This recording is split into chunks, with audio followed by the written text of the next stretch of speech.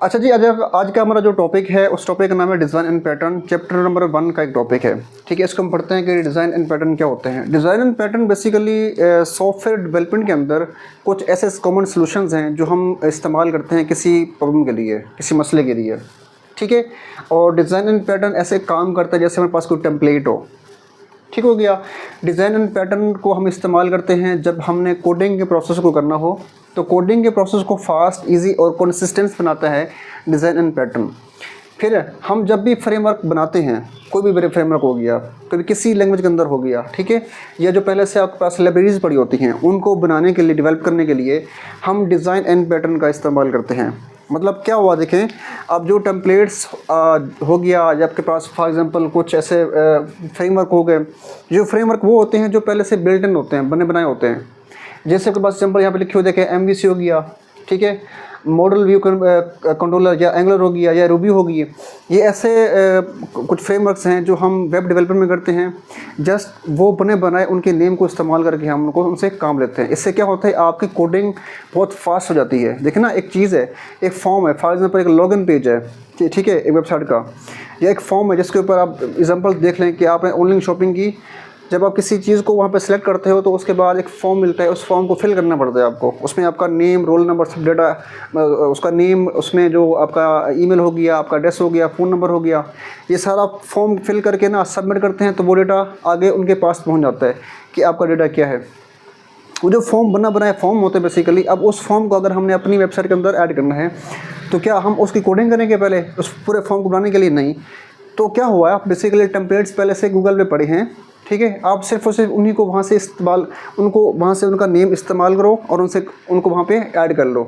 ये नहीं कि उस पूरे पेज का कोडिंग करते रहें आप। तो उनको हम बोलते हैं फ्रेमवर्क, उनको हम बोलते हैं लाइब्रेरी बोलते हैं।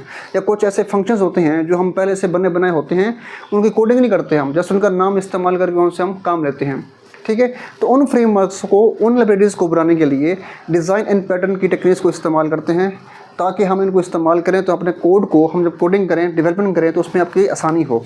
ठीक हो गया? आई थिंक सो, मुझे लगता है ये समझ आ गया होगा आपको।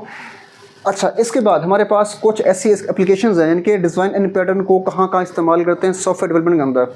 इससे पहले आपने करना ये है कि आपने वीडियो को पूरा देखना है आपने, और लास्ट में इसको लाइक करना है आपने, और चैनल को लाजमी सब्सक्राइब करना है आपने। अगर आपने पहले से किया हुआ है तो आपके जो दोस्त, आपके रिलेटिव्स, उनसे आपने सब्सक्राइब करवाना है, ताकि मेरी वीडियोज़ अब तक आसानी से, आराम से पहुँच जाएँ और जल्दी पहुँच जाएँ, ठीक है। इसके बाद हमारे पास क्या है, इसकी डिज़ाइन पैटर्न की कुछ टेक्निक्स हैं, उनको हम इस्तेमाल करेंगे। देखेंगे हम कि डिज़ाइन एंड पैटर्न कहाँ कहाँ इस्तेमाल होता है। सबसे पहले ये कहता है कि रिड्यूस कोड कम्प्लेक्सिटी। देखिए ना, मैं एग्जांपल दे रहा हूँ आपको। मेरे पास फॉर एग्जांपल एक वेबसाइट है, ठीक है। उस वेबसाइट के ऊपर मैं अपना एक पेज बनाता हूँ। उस पेज का नाम क्या है? लॉगिन पेज है। उस लॉगिन पेज के अंदर मैं जो यहाँ पे काम करूँगा उसकी मैं कोडिंग करूँगा। अब वो कहता ये है कि आप क्या करो, इस लॉगिन पेज को जो बना रहे हो आप, इसको क्या करो, आप पहले से जो बना बनाया है सिर्फ उसको वहाँ से उठा के आप इसको इस्तेमाल कर लो वेबसाइट के अंदर। क्यों कि आप इसको बनाना शुरू कर दें, बनाते रहें, आप ये काम ना करें, सिर्फ और सिर्फ उसका नाम इस्तेमाल करें और उससे काम लें। इससे आपका कोड क्या हो जाएगा, बहुत फास्ट हो जाएगा। मतलब इसको बनाना ही पड़ेगा आपको, ठीक है। इसके लिए टाइम बच जाएगा आपको। और दूसरी बात, जब ये ऑलरेडी आपके पास पड़ा होगा बना बनाया, तो इसको बनाते वक्त जो कोड के अंदर एरर्स आते हैं वो भी नहीं आएंगे, क्योंकि पहले से कोड ऑलरेडी क्या है, इस टाइम टेस्टेड पड़ा है। तो पहले से टेस्टेड कोड को हम इस्तेमाल कर लेंगे, ठीक है। तो ये कोड की जो कम्प्लेक्सिटी है उसको कम करता है, मतलब उसकी मुश्किलात, जब हम कोडिंग कर रहे होते हैं उसमें मुश्किलात कम कर देता है अगर इसको हम इस्तेमाल करें तो डिज़ाइन पैटर्न को। Tested design pattern across multiple आपके पास जो डिवाइसेस होती हैं और इसको रीयूज करते हैं। देखें, अब जो आपके पास ये लॉगिन पेज पड़ा है, गूगल पे पड़ा है या किसी और प्लेटफॉर्म पे पड़ा होगा, तो क्या करोगे आप, इसको इस्तेमाल करोगे, ऐसे है ना। तो इससे क्या होगा, ये जो पहले से ऑलरेडी बना बना टेम्पलेट्स मिलेगा आपको, ठीक है, ये पहले से टेस्टेड होगा। मतलब उसको उन्होंने, उस चीज़ को उन्होंने बहुत बार टेस्ट किया होगा।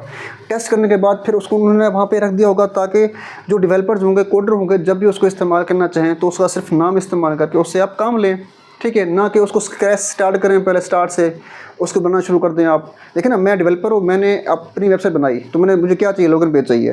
आप बना रहे हैं अपना पेज, मतलब एक वेबसाइट बना रहे हैं, तो आपको क्या चाहिए, लॉगिन पेज चाहिए। कोई और डेवलपर है, उसको भी लॉगिन पेज चाहिए। अब हर बंदा अपना बनेगा नहीं, हम क्या करें, एक जगह उसको रख दें। जैसे के पास देखिए, सिंपल मिसाल, प्ले स्टोर के ऊपर व्हाट्सएप इस्तेमाल करते हैं आप। अगर व्हाट्सअप प्ले स्टोर के ऊपर व्हाट्सअप ना होती तो हमें अपनी व्हाट्सअप बनानी पड़ती, कोडिंग करनी पड़ती। तो उन्होंने क्या किया, एक बना के कोडिंग उसको प्ले स्टोर पे रख दी। हम सिर्फ उस व्हाट्सअप के नेम को वहाँ पे इंस्टॉल करते हैं और उससे काम लेते हैं। हमें क्या ज़रूरत है कि उसको हम उसकी कोडिंग करते रहें। आगे समझ। अच्छा, provide common vocabulary among developers. बहुत सारे डेवलपर्स हैं, तो डिज़ाइन एंड पैटर्न बेसिकली उनके दरमियान ऐसी एक कॉमन वोकेबलरीज देती है जिसके साथ वो आपस में जब कम्युनिकेट करते हैं, अंडरस्टैंड करते हैं किसी चीज़ को, तो उसके लिए इसकी भी आसानी होती है। अच्छा, इसके बाद अब आगे चलते हैं हम। इसके बाद हमारे पास कुछ डिज़ाइन एंड पैटर्न के कुछ वो हैं, टाइप्स हैं।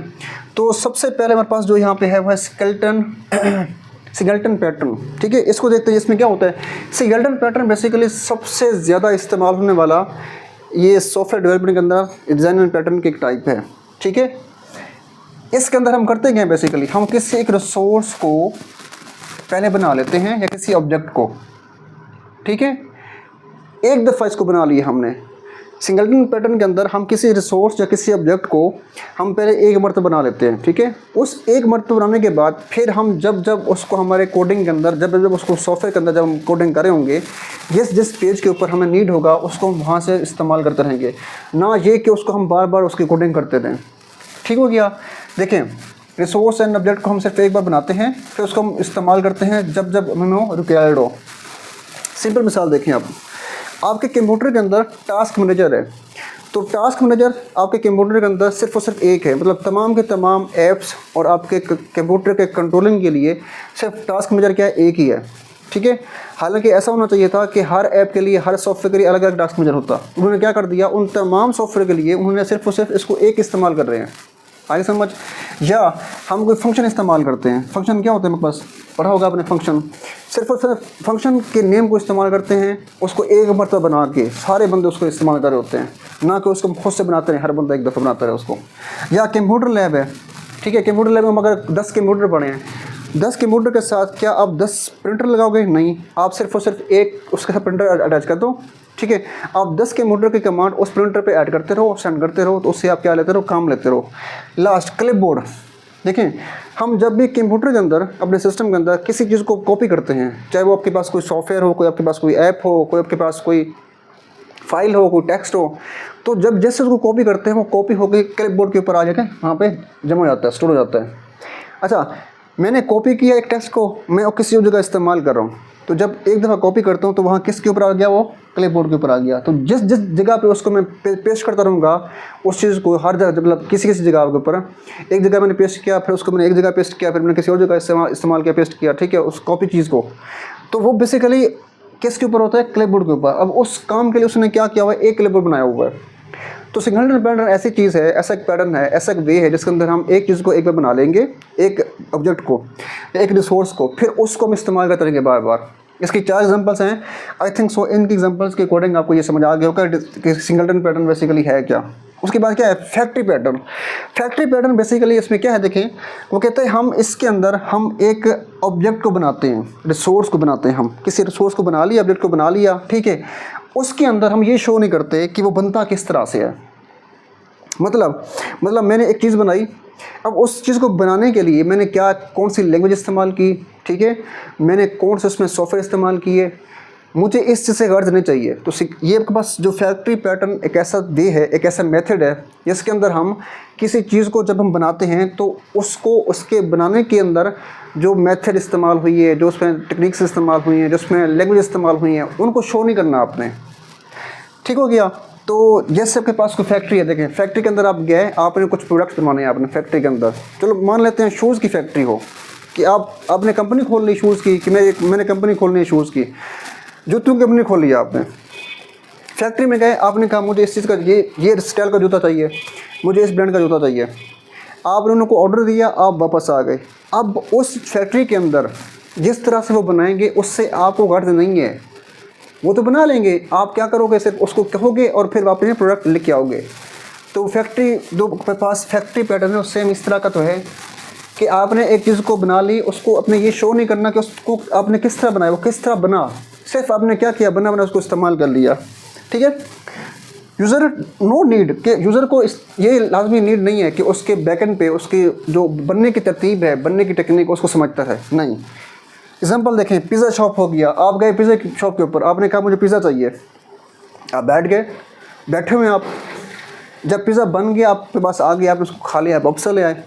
तो जो पिज़्ज़ा बना था, क्या आपने कभी कहा कि जिस तरह से पिज़्ज़ा बन रहा है मुझे दिखाओ, मैं उसको समझूंगा कि वो किस तरह बना फिर खाऊंगा? नहीं, आपने ऑर्डर किया, पिज़्ज़ा बन गया, आपने खा लिया, वापस आ गए, ठीक है। तो अब फैक्ट्री पैटर्न सेम ऐसा ही है। अच्छा, फिर उसके बाद ग्राफिक डिज़ाइनिंग के कुछ सॉफ्टवेयर्स हैं। आपने कभी भी जब ग्राफिक डिज़ाइनिंग को सॉफ्टवेयर इस्तेमाल करते हैं तो क्या आप उनको डेवलप करते हो, उसकी कोडिंग करते हो बनाने के लिए? नहीं करते ना, आप जस्ट उनको इस्तेमाल करते हो, ठीक है।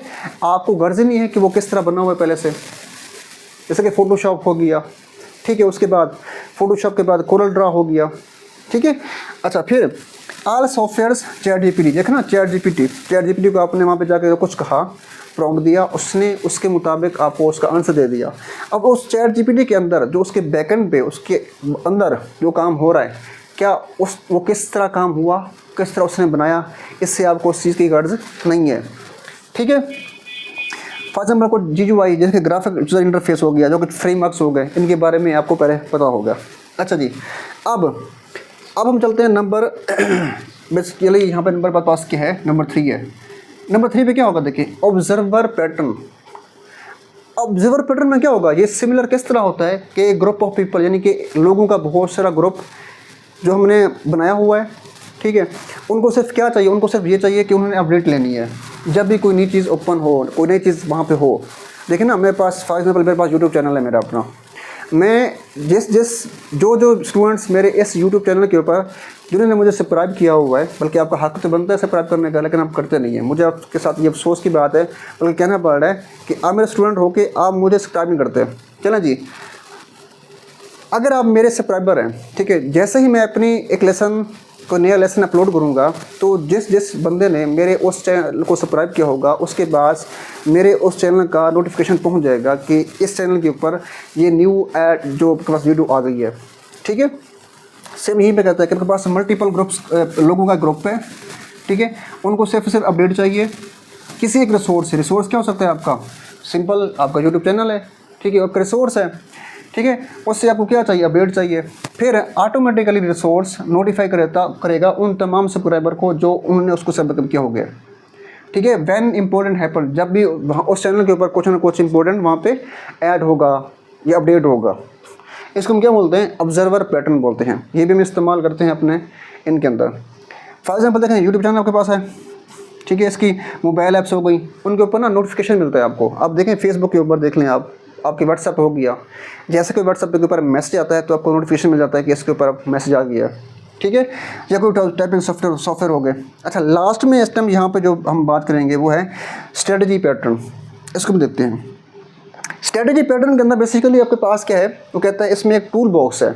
देखिए यहाँ से हमारे पास एक टूल बॉक्स है, मिसाल के तौर पर मेरे पास एक टूल बॉक्स है, ठीक है, इसके अंदर मैंने टूल बनाए हुए हैं। ये देखें, टूल 1 हो गया, टूल 2 हो गया, टूल 3 हो गया, इस तरह से ये मैंने यहाँ पे चलो हम फ़र्ज़ कर लेते हैं कि हमने इसके अंदर हमने 6 टूल बना लिए, ठीक है। ये एक टूल बॉक्स है, ये एक टूल बॉक्स है, इसके अंदर क्या है, डिफरेंट टूल्स हैं। हर टूल का काम क्या होगा, एक स्पेसिफिक होगा, इसका काम कुछ और होगा, इसके काम कुछ और होगा, इसके काम कुछ और होगा, ठीक है।